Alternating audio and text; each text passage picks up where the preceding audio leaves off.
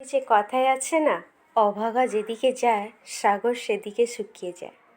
নমস্কার বন্ধুরা, আজকেও একটা গল্প নিয়ে চলে এলাম, এক অভাগিনীর কথা।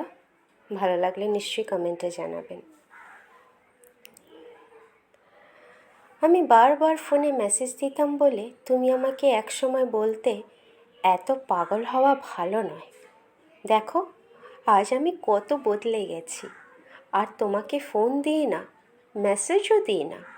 তোমাকে ঠিক আগের মতনই মিস করি, কিন্তু আগের মতন আর বিরক্ত করি না। তুমি তো আমার পরিবর্তন দেখতে চেয়েছিলে, তাই না? এই জন্য বুঝি এত অবহেলা করেছিলে।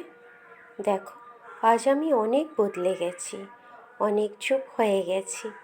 তুমি জানো, মেয়েরা যাকে সবচাইতে বেশি ভালোবাসে তার সঙ্গেই সবচাইতে বেশি ঝগড়া করে। তুমি সবসময় দূরত্ব চেয়েছিলে, দেখো আজ তোমার আর আমার মাঝে কত দূরত্ব, ঠিক যেন আসমান আর জমিন।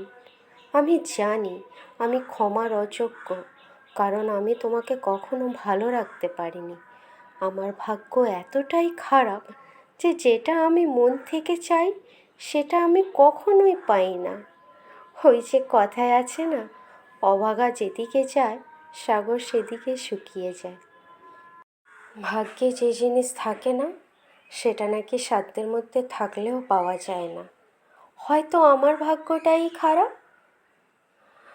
পেয়েও আমি তোমাকে হারিয়েছি। তবে তুমি কোটিতে নও, পৃথিবীতে একজন। জানো, তুমি আমায় যতটা ভালোবেসেছো এতটা ভালো কেউ আমায় কখনো বাসেনি, আবার এতটা অবহেলাও কেউ করেনি।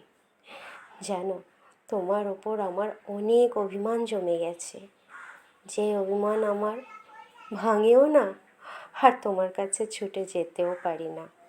এতটাই অভিমান জমে গেছে, সেটা তুমি ভাঙাতে পারোনি, তাই আমিই ভেঙে গেছি। ধন্যবাদ। ভালো লাগলে নিশ্চয়ই জানাবেন, লাইক কমেন্ট করবেন। আপনার একটি কমেন্ট আমাকে অনেকটা উৎসাহ যোগাবে।